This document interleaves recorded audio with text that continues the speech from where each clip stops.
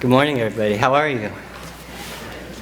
All right. So welcome to, this is the 15th year that we've done Poetry Out Loud. So it seems like a good, solid number, something to celebrate. So thank you all for coming. Really appreciate it. So my name is Troy Hickman. I'm the Arts Education Programs Manager at the Vermont Arts Council. And I think I've been doing this for a few years, and I'm always amazed at the number of the students that are here in the morning.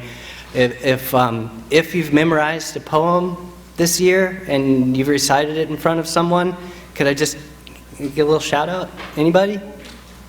I know there's like 15 students right here that done it.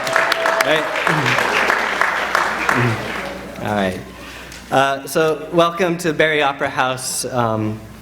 This year we've worked with about, I need to take a step back.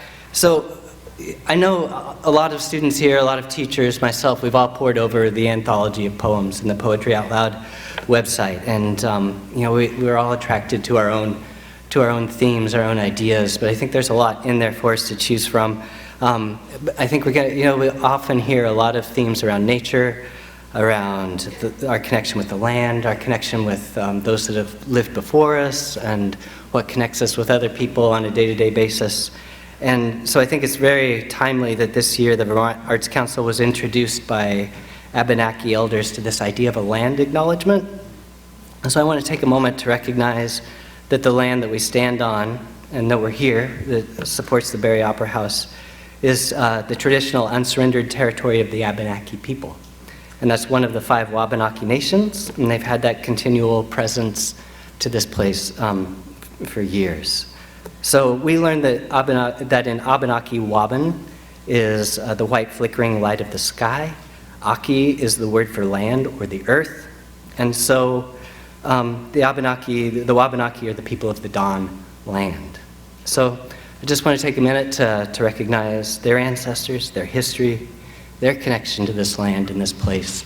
So as we kind of think about some of these themes today, I think it's really appropriate to remember that. At its core, Poetry Out Loud is a recitation contest. This year we've had a few new things that we've done with Poetry Out Loud. For the first time, we're recognizing and supporting students with creating their own works of poetry, and we'll have a recognition of some of that work later today. Teaching artists like Jeff Hewitt and James Cruz have been in classrooms leading multi-day workshops around writing poetry, and we're awarding 3 students this year a $100 cash prize for writing their own poetry, and we've done that and worked with in partnership with Brattleboro Museum and Arts Center. So I want to thank all of those people involved with that. Also, we've had a group of teaching artists going into classrooms this year, as we do every year, working with recitation. So I want to thank Morgan Irons, who else? Lizzie Fox, Andy Butterfield, John Haddon, and I think Jeff Hewitt. So thank you to all of those folks for going into classrooms and doing great work. I also need to say Poetry Out Loud is supported by a generous grant from the George W. Mergens Foundation, funding from the National Endowments for the Arts, as well as Poetry Foundation. We have local sponsors, including Northfield Savings Bank, Fothergill, Segali, and Valley CPAs. So thank you to our funders. I really appreciate that. How are you guys feeling? Are you all ready? Yeah? I'm ready. I love this day. Poetry. Thank you all for coming and enjoying it with me. Without further ado, I want to welcome everybody who's here. Also, there's folks watching on the live stream. So welcome to everybody. And finally, I want to welcome, we have a host for today who has appeared with the Middlebury Actors Workshop in multiple productions, Vermont Stage Productions. He's also the marketing director at the Weston Playhouse Theater. His resume also includes a year at the American Conservatory Theater in San Francisco. He also has acting credits. He's appeared on NBC's Medium television show, and he is very much a key part of our visiting artist team. So please help me welcome Andy Butterfield and enjoy the day. Thank you.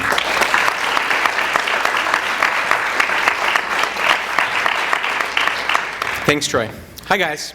I think this is my 6th year with the program, and it never ceases to amaze me the work that these students are capable of. I work in the classroom as well as I've emceed the last few years, and just the act of these students being up here and speaking a poem that they've chosen in a really personal way is hugely vulnerable, and it's a very brave and courageous thing to do, and a hard thing to do. So just them being here is, they're all champions and masters. There are 14 students this morning. There'll be 27 students throughout the day who will come onto the stage and deliver a poem. To do this, they have delved into poetry, found a poem with which they connected, learned it, practiced it, channeled it, presented it, dug deeper into it, presented it again, and as you will see, they are masters. I want to thank the 125 teachers from across the state that brought poetry into their schools through Poetry Out Loud. If you're a teacher in the house, can you just please stand and let's give them a round of applause.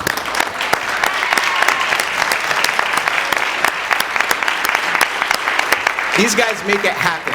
They're so awesome. It is a logistical challenge for them to do this, but thank you all for taking the time and care to organize the programs at your schools and the competitions to bring this extraordinary cast of students here today. Each of today's regional semifinal events is split into 2 rounds. Students will recite a poem in the first round and then another as they move through the order a second time. The names of the students, as well as the order of the presentations, can be found in your program. The 5 students in this region with the highest cumulative score will move on to the state championship, which will be held in partnership with Vermont PBS on Thursday, March 16th at the studios of Vermont PBS. The event will be live streamed, and professionally edited clips will be made available for all of the students to have and to share. One of those 10 students will then earn the honor of representing Vermont at the National Poetry Out Loud competition in Washington, D.C. in April. Each of these recitations will be evaluated using the following criteria: physical presence, voice and articulation, dramatic appropriateness, evidence of understanding, overall performance, and accuracy. And evaluating today's recitations is not an easy task, which is why we've assembled this esteemed panel of judges whom I'd like to take a moment and introduce and thank right now.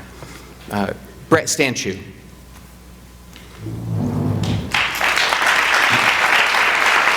Brett is a published author, poet, and librarian. She lives in Hardwick, where she writes, gardens, and contributes to her blog, Stony Soil, Vermont. She writes regularly for State 14 and Kids VT. Her novel, From Hidden View, was published by Green Writers Press in 2015, and her latest novel, A Good and Hard Place, exploring the troubled heart of America in small-town Vermont, will be released by Steerforth Press. Rajni Edens.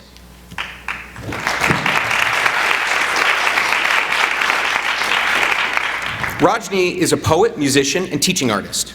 He was the youngest member of the African American Writers Alliance at age 11 and has been actively sharing with youth and community in Vermont since 2010. His latest work, Their Names Are Mine, aims to confront white supremacy while emphasizing the need to affirm our mutual humanity. He can be found at Light Club Lamp Shop in Burlington, where he hosts the Voices of Color Showcase.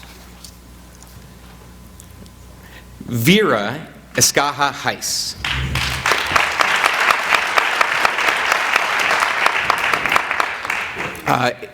If Vera looks familiar to you, she was the Vermont Poetry Out Loud champion in 2018 and 2019. Vera placed in the top 10 at national contest both years.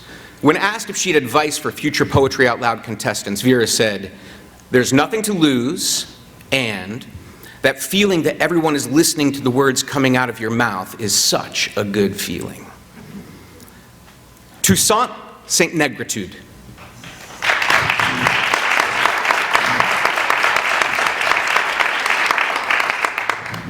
Toussaint is a poet, musician, and teaching artist. He's published poems in Michigan Quarterly Review, Birch Song, Philadelphia Stories, and the Savannah Literary Journal, to name a few. Toussaint served as the former Poet Laureate of Belfast, Maine, and has served as a Poetry Out Loud judge in Maine's regional competition. Morgan Irons.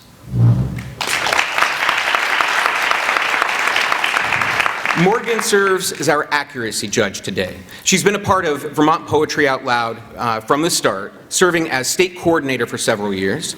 She's also a teaching artist, actor, writer, and director who has led poetry performance residencies throughout the state. Thank you to all our judges. I also want to take a moment to acknowledge Michelle Bailey. Michelle is our prompter, so she's here to offer a prompt or a word at the request of any student. A special thanks to the Barre Opera House for hosting us, Rick McMahon for streaming the event live on Facebook, and Sam Simon, our photographer. Photos of the event will be made available to all of the participants.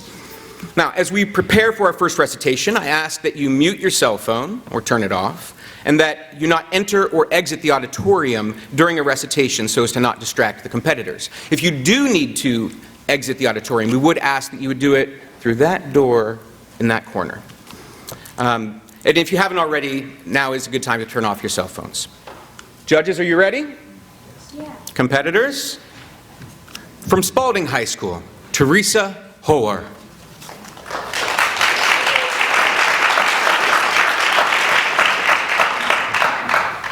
The Two Boys by Mary Lamb.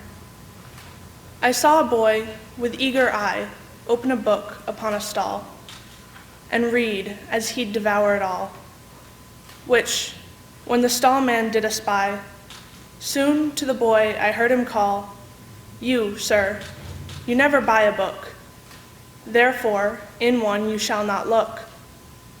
The boy passed slowly on, and with a sigh he wished he never had been taught to read. Then, of the old churl's books, he should have had no need. Of sufferings the poor have many, which never can the rich annoy. I soon perceived another boy, who looked as if he'd not had any food, for that day at least, enjoy the sight of cold meat in a tavern larder. This boy's case, thought I, is surely harder.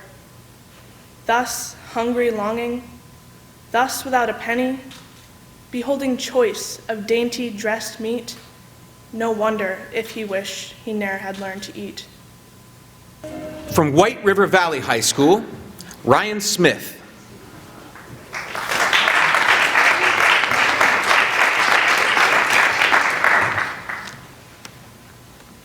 The Tide Rises, the Tide Falls by Henry Wadsworth Longfellow.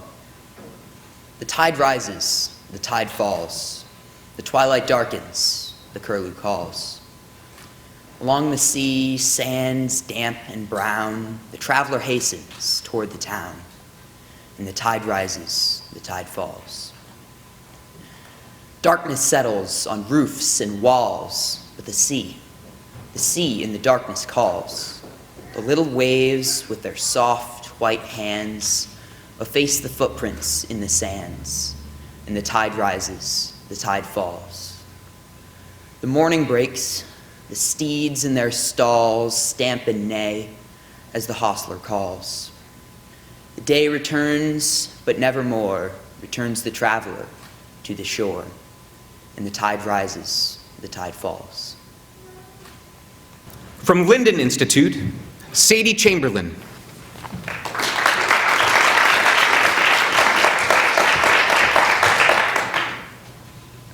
The Pulley by George Herbert. When God at first made man, having a glass of blessing standing by, "Let us," said he, "pour on him all we can.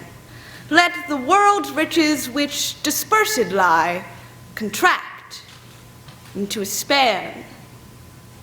So strength first made a way, then beauty flowed, then wisdom, honor, pleasure.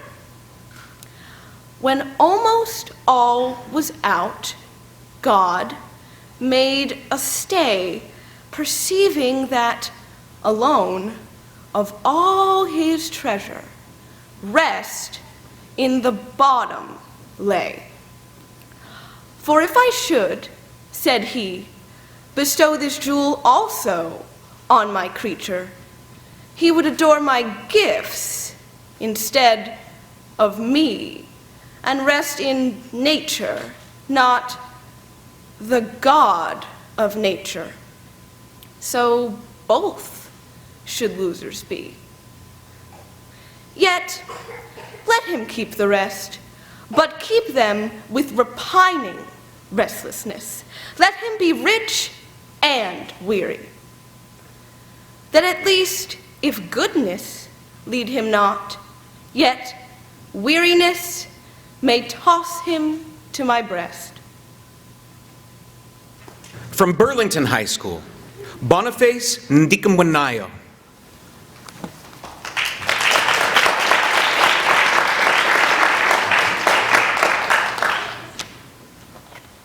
Hi, my name is Boniface Ndikumwenayo. I have a poem titled My Brother the Artist of Seven by Philip Levin. As a boy, he prayed alone in the fields behind our block, 6 farmhouses holding 6 immigrant families. The parents speak on gibberish to their neighbors. Without the kids, they couldn't say good morning and be understood. Little wonder he learned early to speak to himself, to tell no one what truly mattered. How much can matter to a kid of 7? Everything, the whole world can be his, just tucked down he sneaks to hide in the wild, bleached glasses of August and pretend he's grown up. Someone complete in himself without a need for anyone. A warrior from ancient places our father fled years before. Those magic places, Kiev, Odessa, the Crimea, Portside, Alexandria, Lisbon, the Canaries, Caracas, Galveston. In a damp grass inside the names over and over in the hatched force, while the sun climbs into the locust tree to work in the houses. The husbands leave for work, the women return to bed, the kids bend to porridge and milk. He advises slowly, eyes fixed on an animal or a god, while beneath him the earth holds its breath. From Harwood Union High School, Amber Babcock.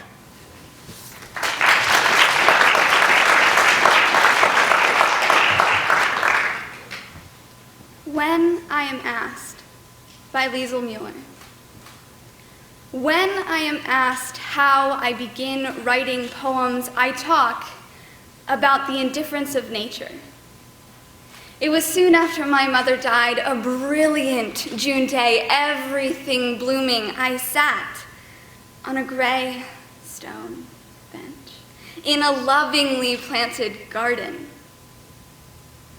But the daylilies were as deaf as the ears of drunken sleepers, and the roses curved inward. Nothing was black or broken, and not a leaf fell, and the sun blared endless commercials for summer holidays. I sat on a gray stone bench, ringed with the ingenue faces of pink and white impatience, and placed my grief in the mouth of language, the only thing that would grieve with me.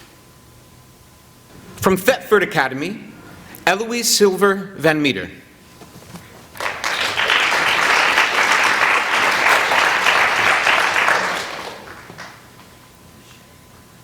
Beautiful Wreckage by W.D. Earhart.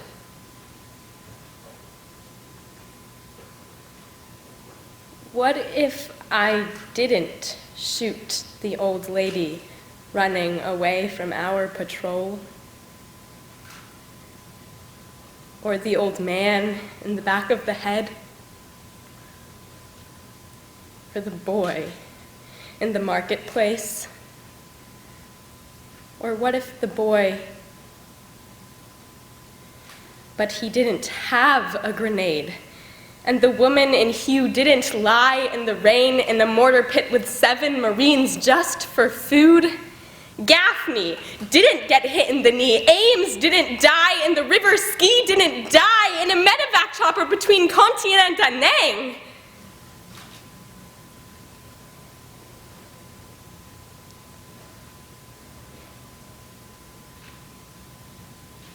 In Vietnamese, Con Tien means place of angels. What if it really was, instead of the place of rotting sandbags, incoming heavy artillery, rats, and mud? What if the angels were Ames and Ski? Or the lady, the boy, and the man, and they lifted Gaffney out of the mud and healed his shattered knee? What if none of it happened the way I said? Would it all be a lie? Would the wreckage be suddenly beautiful? Would the dead rise up and walk? From Williamstown Middle High School, Brooke Premont.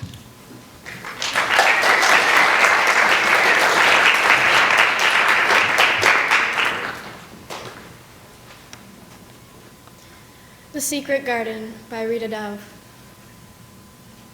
I was ill, lying on my bed of old papers, when you came with white rabbits in your arms. And the doves scattered upwards, flying to mothers, and the snails sighed under the baggage of stone. Now your tongue grow like celery between us. Because our love cries, cabbage darkens in its nest. The cauliflower thinks of her pale, plump children and turns a greenish white in a light like the oceans. I was sick, fainting in the smell of tea bags, when you came with tomatoes. A good poetry. I was being wooed. I was being conquered by a cliff of limestone that leaves chalk on my breast. From Mount Abraham Union High School, Jade Edwards.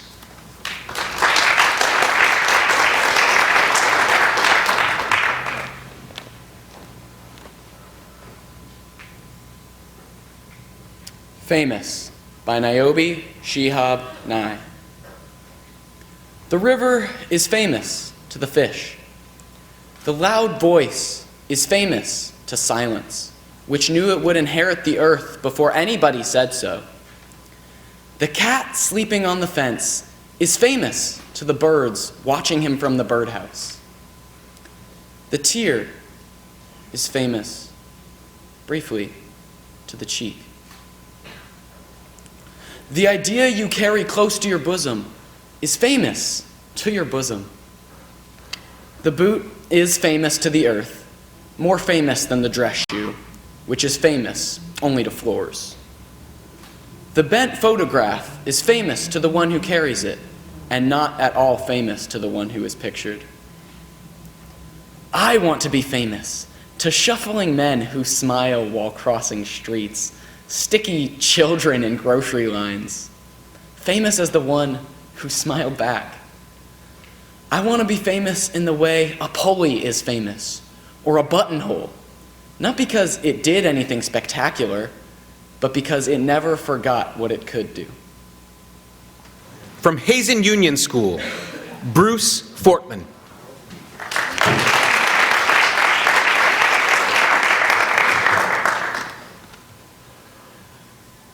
The New Colossus by Emma Lazarus. Not like the brazen giant of Greek fame, with conquering limbs astride from land to land.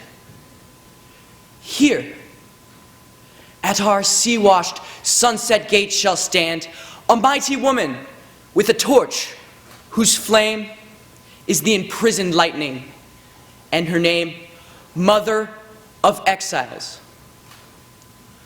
From her beacon hand glows worldwide welcome. Her mild eyes command the air-bridged harbor that twin cities frame. Keep, ancient lands, your storied pomp, cries she with silent lips. Give me your tired, You're poor, your huddled masses yearning to breathe free. The wretched refuse of your teeming shore. Send these, the homeless, tempest-tossed to me. I lift my lamp beside the golden door. From Mount Mansfield Union High School, Abigail Elder.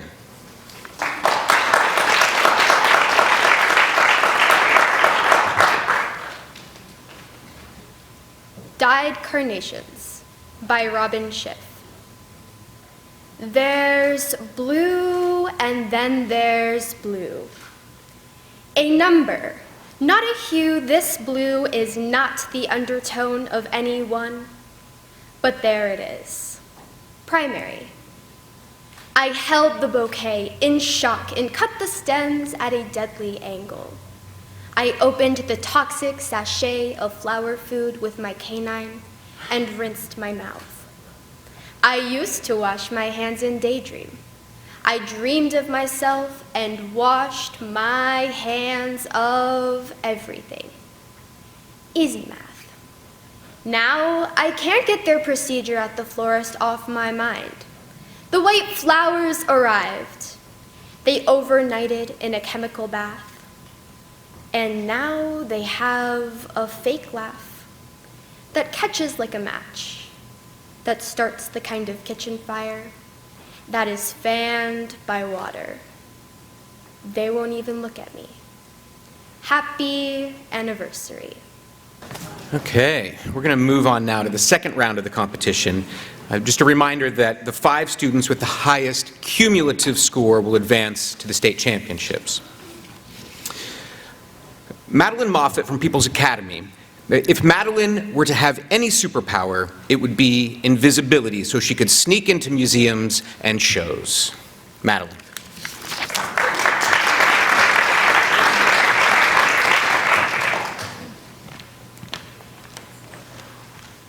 How to Triumph Like a Girl by Ada Limon. I like the lady horses best. How they make it all look easy. As if running 40 miles per hour was as fun as taking a nap or grass. I like their lady horse swagger after winning. Ears up, girls, ears up. But mainly, let's be honest, I like the fact that they are ladies. As if this big, dangerous animal is also a part of me. That somewhere inside the delicate skin of my body, there pumps an 8-pound female horse heart. Giant with power, heavy with blood. Don't you want to believe it? Don't you want to lift my shirt and see this huge, beating, genius machine that thinks? No. That knows it's coming in first. Next, from Spalding High School, is Teresa Howard. The superpower Teresa would most like to have would be shape-shifting.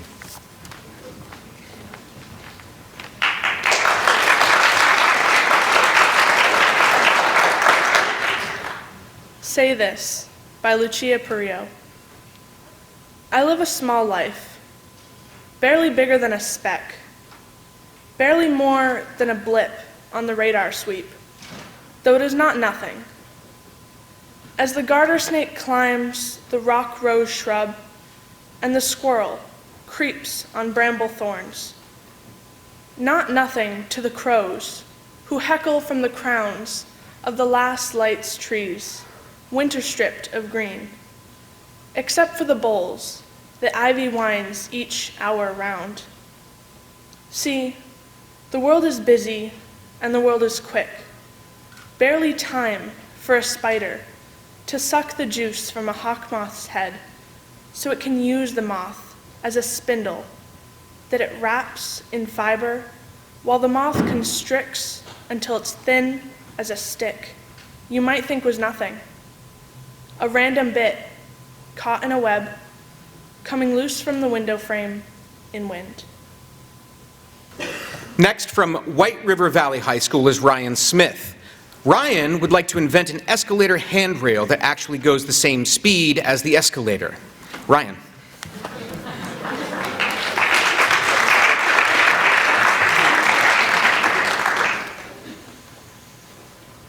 The Man He Killed by Thomas Hardy. Had he and I but met by some old ancient inn, we would have sat right down to wet right many a nipperkin. But, ranged as infantry and staring face to face, I shot at him as he at me and killed him in his place. I shot him dead because he was my foe. Just so. My foe, of course he was. That's clear enough. Although, he thought he'd list, perhaps, offhand, like just as I was out of work, had sold his traps, no other reason why. Yes, quaint and curious war is. You shoot a fellow down, you treat, if met, where any bar is, or help to half a crown. Up next from Linden Institute is Sadie Chamberlain. If Sadie could invent anything, she would create a machine that converts one's most fascinating thoughts into tangible holograms. Sadie.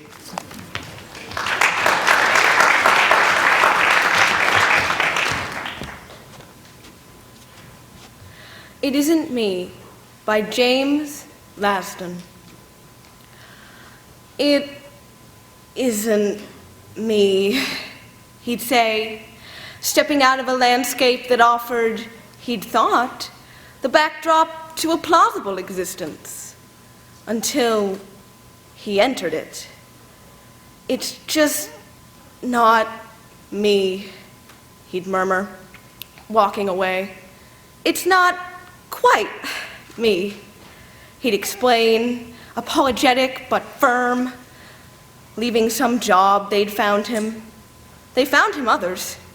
He'd go, smiling his smile, putting his best foot forward, till again he'd find himself reluctantly concluding that this, too, wasn't him.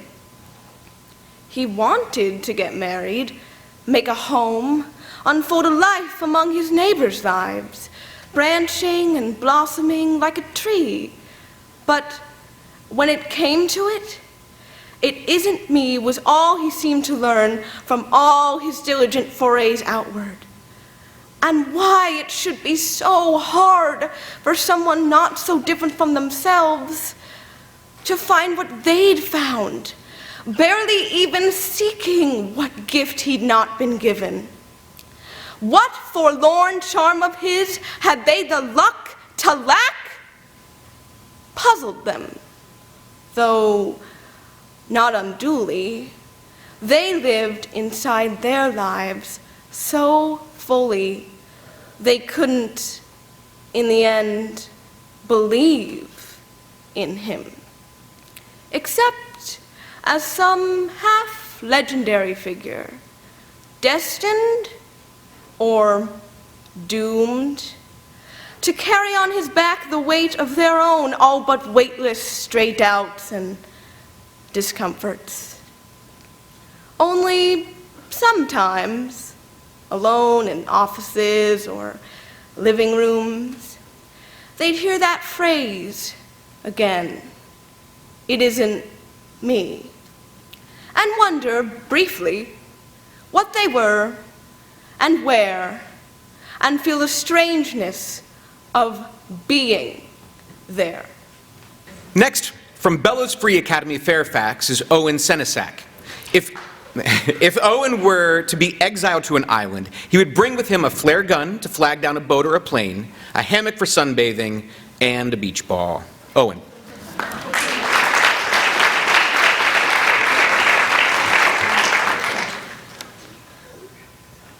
Ode to the Midwest by Kevin Young. The country I come from is called the Midwest. Bob Dylan. I want to be doused in cheese and fried. I want to wander the aisles, my heart's supermarket, stocked high as cholesterol. I want to die wearing a sweatsuit. I want to live forever in a Christmas sweater, a teddy bear, nursing off the front. I want to write a check in the express lane. I want to scrape my driveway, clean myself early before anyone's awake. That'll put him to shame. I want to see what the sun sees before it tells the snow to go. I want to be the only black person I know. I want to throw out my back and not complain about it. I want to drive 2 blocks. Why walk? I want love and stuff. I want to cut my sutures myself. I want to jog down to the river and make it my bed. I want to walk its muddy banks and make me a withdrawal. I tried jumping in. Found it frozen. I'll go home, I guess, to my rooms, where the moon changes and shines like television. Up next from Harwood Union High School is Amber Babcock. Amber would like to invent a machine that perfectly matches an individual looking to get a pet with a pet that needs adoption. Amber.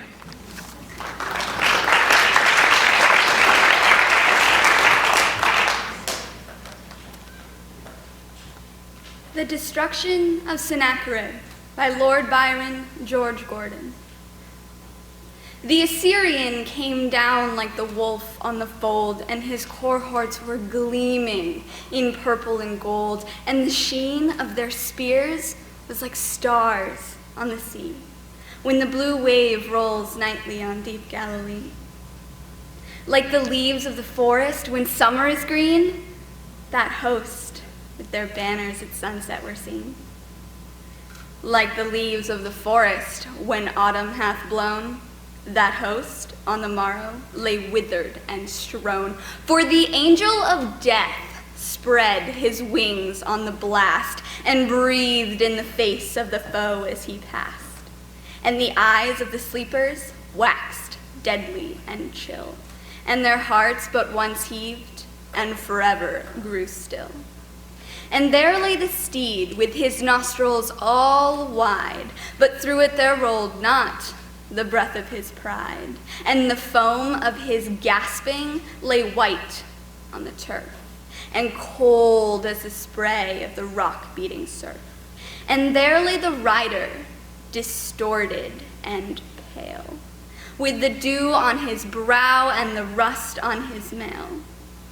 The tents were all silent, the banners alone, the lances unlifted, the trumpets unblown. And the widows of Asher are loud in their wail, and the idols are broke in the temple of Baal, and the might of the Gentile, unsmote by the sword, hath melted like snow in the glance of the Lord. Up next from South Burlington High School is Molly Allen. Molly would like the superpower to choose the quickest lane of traffic because she hates waiting in traffic. Molly.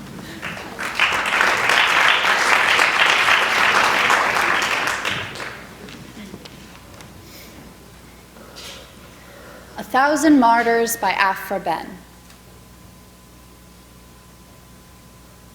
1,000 martyrs I have made, all sacrificed to my desire.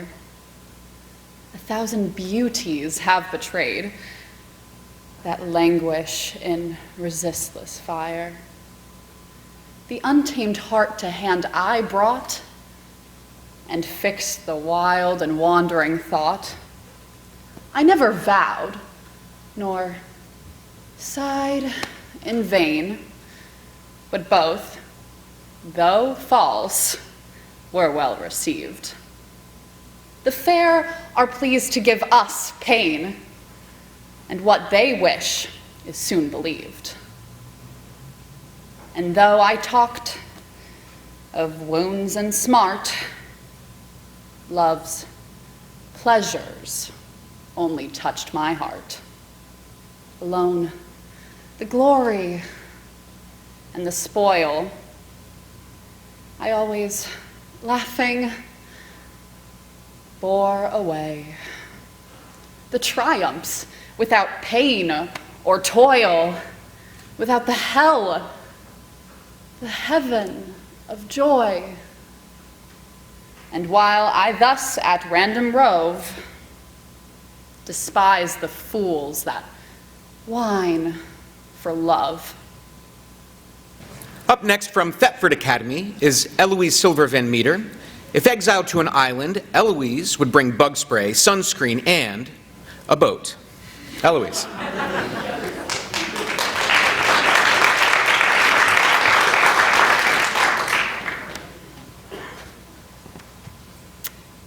Mansplaining by Jennifer Militello. Dear sir, your air of authority leaves me lost, eases me from a place of ease, contracts with my contradictions to take from me a place, autopilots my autobiography, frightens my fright, sighs with my breath, wins at my race. Your certainty has me curtained.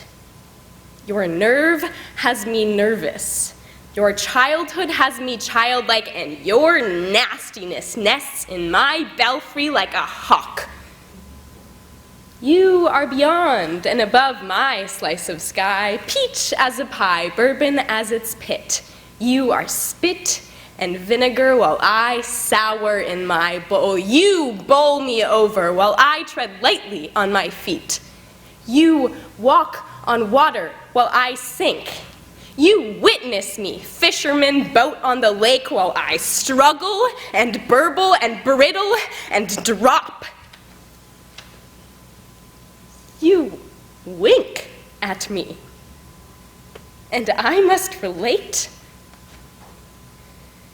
I close my eyes to erase you, and you are written in my lids. A litmus test, a form of layer, God with 3 days of facial growth and an old bouquet for a face, soap and water for a brain. I have no handsome answer. I have no pillar of salt or shoulder to look over.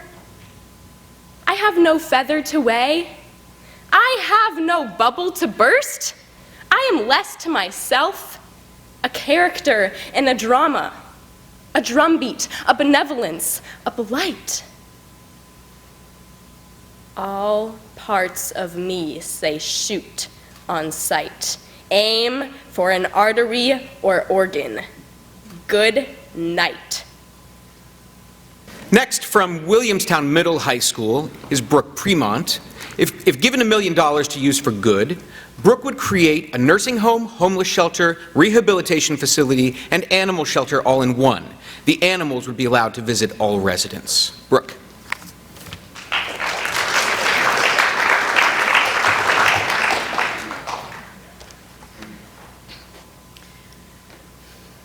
Dawn by Ella Higginson. The soft-toned clock upon the stair chimed 3. Too sweet for sleep, too early yet to rise. In restful peace, I lay with half-closed eyes, watching the tender hours go dreamily. The tide was flowing in. I heard the sea shivering along the sands, while yet the skies were dim, uncertain, as if light as the light that lies beneath the fretwork of some wild rose tree within the thicket gray. The chanticleer sent drowsy calls across the slumbrous air. In solemn silence, sweet it was to hear the sound of my own heartbeat. Then broad and deep and fair, trembling in its new birth from heaven's womb, one crimson shaft of dawn sank through my room. Next up from St. Johnsbury Academy is Kathleen Mayhew. If exiled to an island, Kathleen would bring a water purifier, a knife to build things, and a raft which could be used to sail home or to build a shelter. Kathleen.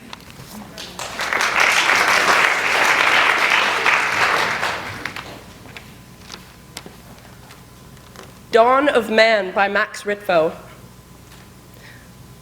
After the cocoon, I was in a human body instead of a butterfly's. All along my back there was great pain.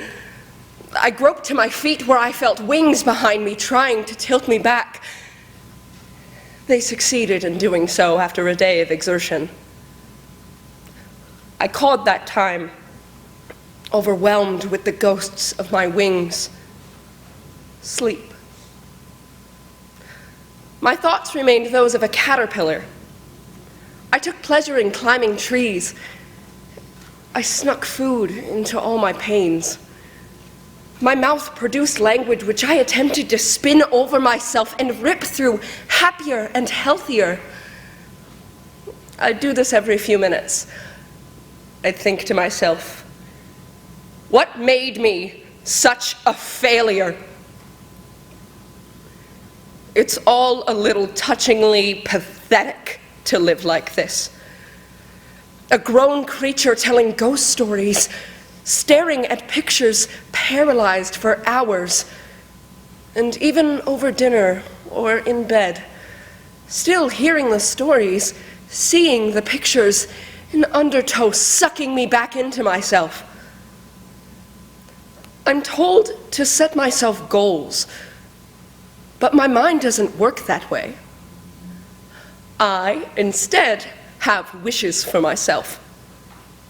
Wishes aren't afraid to take on their own color and life, like a boy who takes a razor from a high cabinet, puffs out his cheeks, and strips them bloody. Next up, from Mount Abraham Union High School is Jade Edwards. If Jade could invent something, it would be a dustpan that actually works. Jade.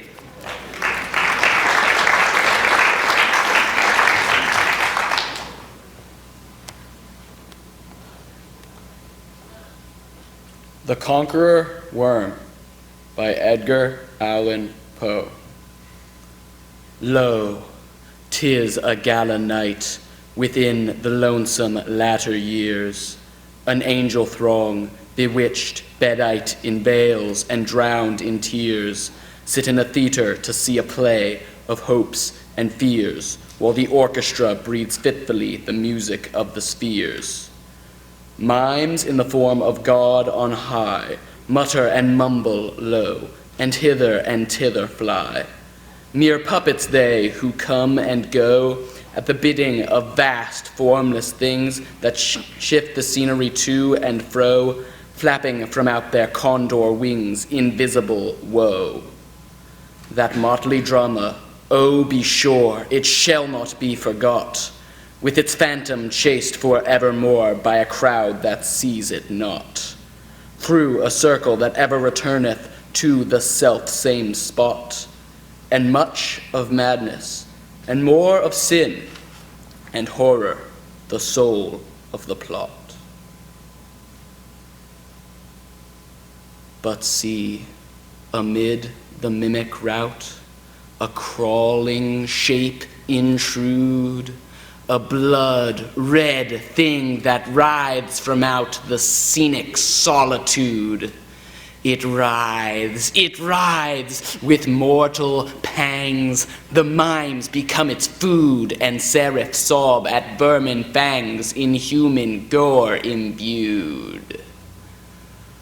Out are the lights, out all, and over each quivering form. The curtain, a funeral pall, comes down with the rush of a storm. And the angels, all pallid and wan, uprising, unveiling, affirm that the play is the tragedy, man, and its hero, the conqueror worm. Next, from Hazen Union School, is Bruce Fortman. If exiled to an island, the three things Bruce would bring are his drum set, drumsticks, and the album Moving Pictures by Rush. Bruce.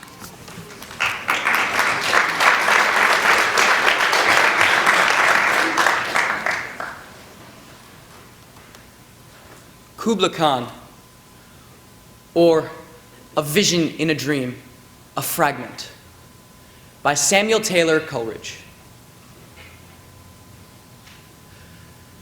In Xanadu did Kubla Khan a stately pleasure dome decree, where Alph, the sacred river, ran through caverns measureless to man, down to a sunless sea. So twice 5 miles of fertile ground, with walls and towers, were girdled round. And there were gardens, bright with sinuous rills, where blossomed many an incense-bearing tree. And here were forests ancient as the hills, enfolding sunny spots of greenery. But oh, that deep romantic chasm which slanted down the green hill athwart a set-on cover, a savage place, as holy and enchanted as ere beneath the waning moon was haunted by women wailing for her demon lover. And from this chasm, with ceaseless turmoil seething, as if this earth in fast thick pants were breathing, a mighty fountain momently was forced amid those whose swift half-intermitted burst, huge fragments vaulted like rebounding hail, or chaffrey grain beneath the thresher's flail. And mid these dancing rocks, at once and ever, it flung up momently the sacred river. 5 miles, meandering with a mazy motion, through wood and dale the sacred river ran, then reached the caverns, measureless to man, and sank in tumult to a lifeless ocean. And from this tumult, Kubla heard from far ancestral voices prophesizing war. The shadow of the dome of pleasure floated midway on the waves, where was heard the mingled measure from the fountain and the caves. It was a miracle of rare device, a sunny pleasure dome with caves of ice. A damsel with a dulcimer, in a vision once I saw. It was an Abyssine maid, and on her dulcimer she played, singing of Mount Abora. Could I revive within me her symphony and song? To such a deep delight 'twould win me, that with music loud and long, I would build that dome in air, that sunny dome, those caves of ice. And all who heard should see them there, and all should cry, beware, beware, his flashing eyes, his floating hair. Weave a circle round him thrice, and close your eyes with holy dread, for he on honeydew hath fed, and drunk the milk of paradise. Next, and with the final recitation of the morning, from Mount Mansfield Union High School, Abigail Elder. If Abby had $1 million to use for good, she would support medical research specifically involving inheritable diseases and disorders. Abby.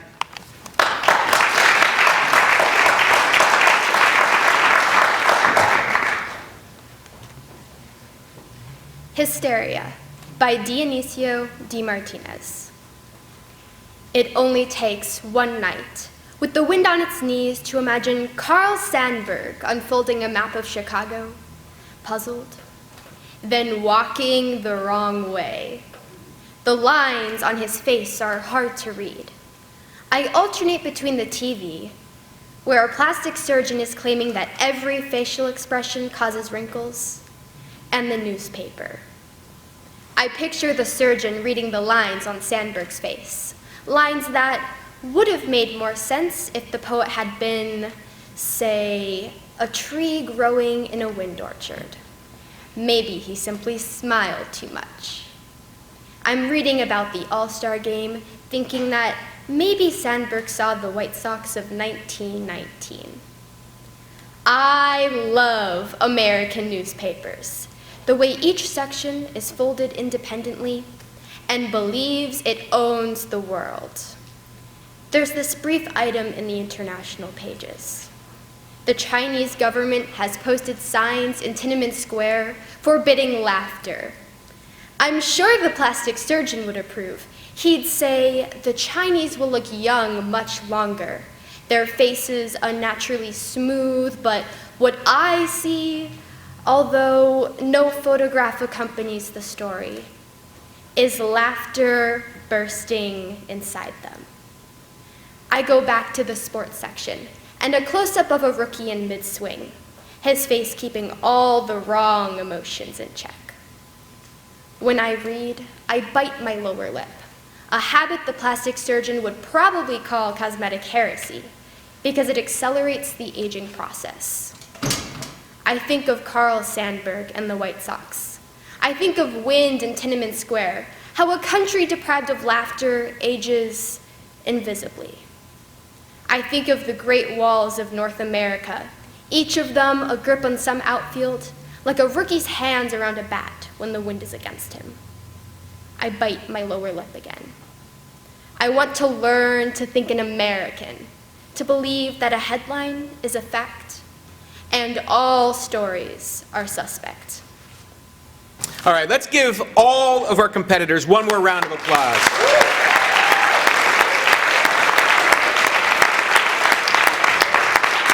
That was awesome, you guys. Great job.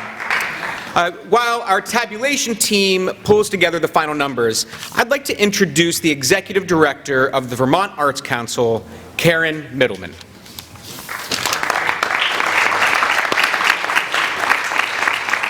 Thank you, Andy. And please join me in giving a huge round of applause to Andy for his expert emceeing of today's events.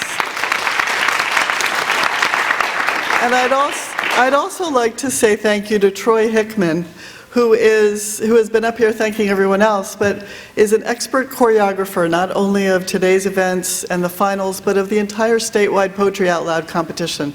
So thank you to Troy. It's humbling to be on stage after the eloquence and passion and courage that all of these remarkable students have displayed. It won't surprise you that among the students who participate in Poetry Out Loud and master the art of poetry recitation, there are also some stunningly talented creative writers. And I'm very pleased to announce that this year, for the first time, the Vermont Arts Council is recognizing not only the students who master the art of recitation, but also outstanding creative writing.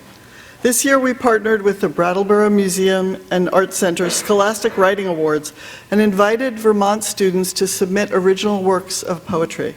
We reviewed poems from 12 schools that participated in Poetry Out Loud. 3 students are receiving the first annual Poetry Out Loud Creative Writing Awards this year. The 3 students are Samantha Aikman from Mount Mansfield Union High School for her poem, The Way the Flood Rises.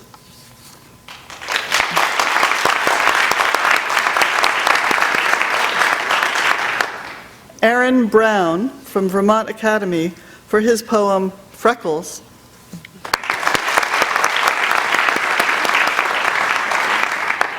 And Sophie Leggett from Woodstock Union High School for her poem, Heartstrings in Short.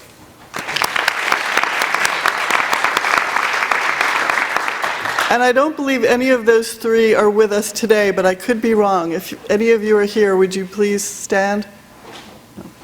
Well, one of the things I appreciate each year about Poetry Out Loud is the way that it brings us all together, young people, teachers, family members, community members.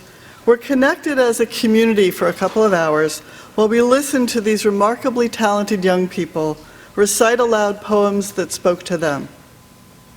Each of these students is reading aloud words that were written by somebody else, very often in another time or a place remote from our own. And they're words that somehow reached out off the page and grabbed hold of them. The way that art reaches out and grabs hold of us and reveals something that we discover that we need to share with each other.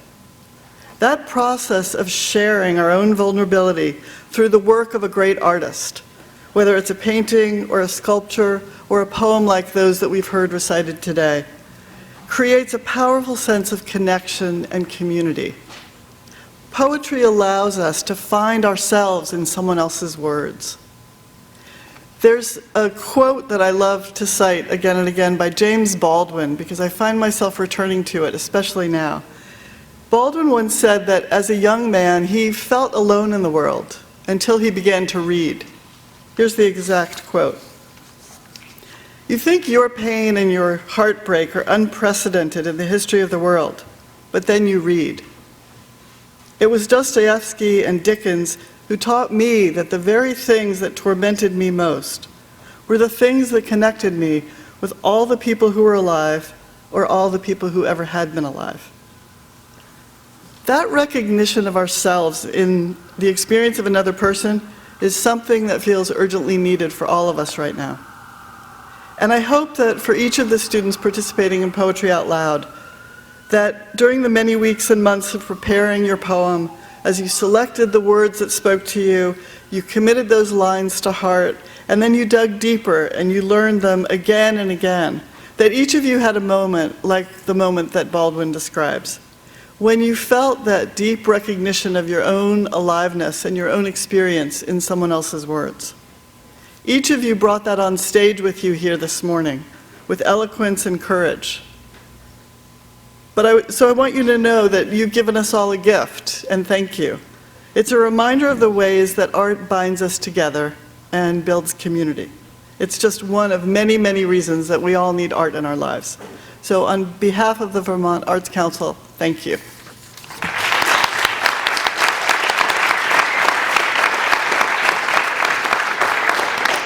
And now I'm going to invite Andy back on stage to present some certificates to each of our students who participated today.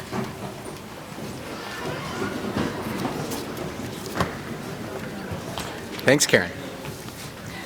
So as the students are coming up, I'm going to ask the contestants to stand on stage in order of appearance. Yep, come on down. We're going to present each student with a certificate to recognize their success. And it really was tremendous work today. And remember that thousands of students participated across the state, reciting poetry in their schools. And today's event, between the morning and afternoon session, brings together the 27 school champions. So congratulations. As I call your name, please come forward to receive your certificate, and we'll take a quick photo of you so you can share that on your social channels and with your family and friends. Madeline Moffett.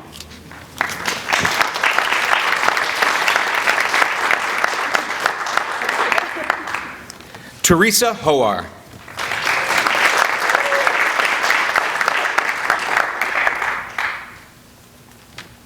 Ryan Smith.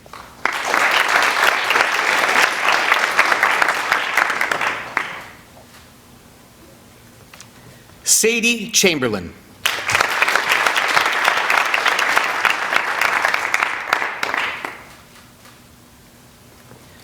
Owen Senesac.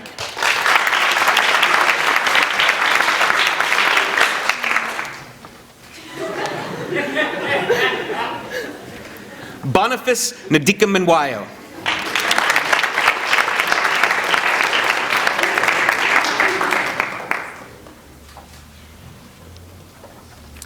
Amber Babcock.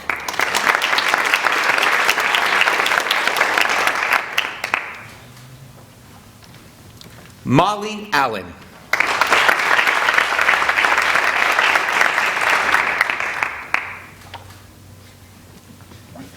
Eloise Silver Van Meter.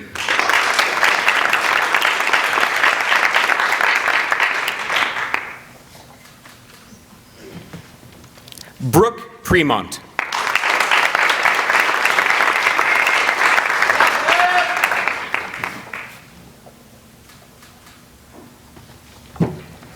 Kathleen Mayhew.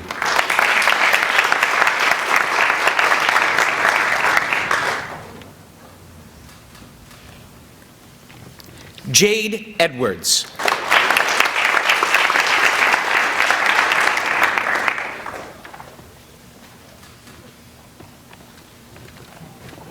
Bruce Fortman.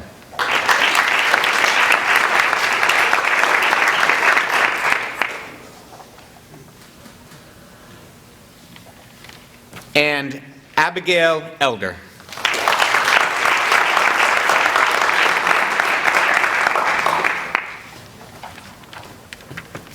Okay, so I just got the results. I'm going to read the names in no particular order of the 5 finalists who will be moving on to the state championship at the Vermont PBS Studios in Colchester on March 16th, as well as an alternate should one of the 5 finalists not be able to participate. If I call your name, please step forward. Actually, you know what? I think we're going to change this a little bit. I'm going to have everybody actually go stage left. Did we get a group shot, Sam? Sorry. Come back, sorry. Rookie. All right, everybody comes over right here.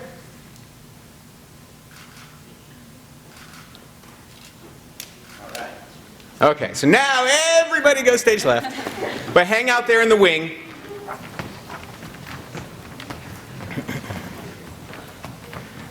Okay, so I'm going to start with the introduction of the alternate. So, the alternate is from Mount Abraham High School, Jade Edwards.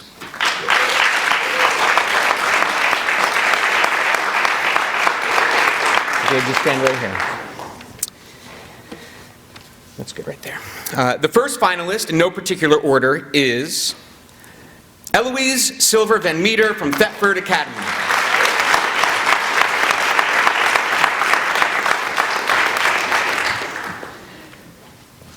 Kathleen Mayhew from St. Johnsbury Academy.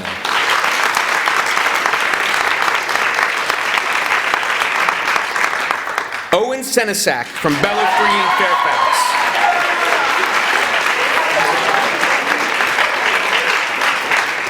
Sadie Chamberlain from Linden Institute.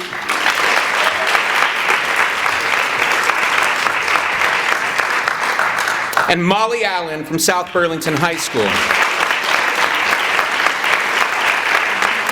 Congratulations, you guys. I'm going to ask you to stay here on the stage so Sam can get some photos for you guys. So hold on one second. I'd like to congratulate our finalists, thank all our competitors, and let you know that if you would like to attend the state championship on March 16th at the studios of Vermont PBS, please contact Troy Hickman at Vermont Arts Council. The event will be live streamed on the Vermont Poetry Out Loud Facebook page beginning at 5 p.m. Student orientation begins at 4. And the doors to the public open at 4:30. Thank you. Hope to see you guys at the state championship where one of these students may become the next Poetry Out Loud state champion. Thank you. You guys hang here. We're done.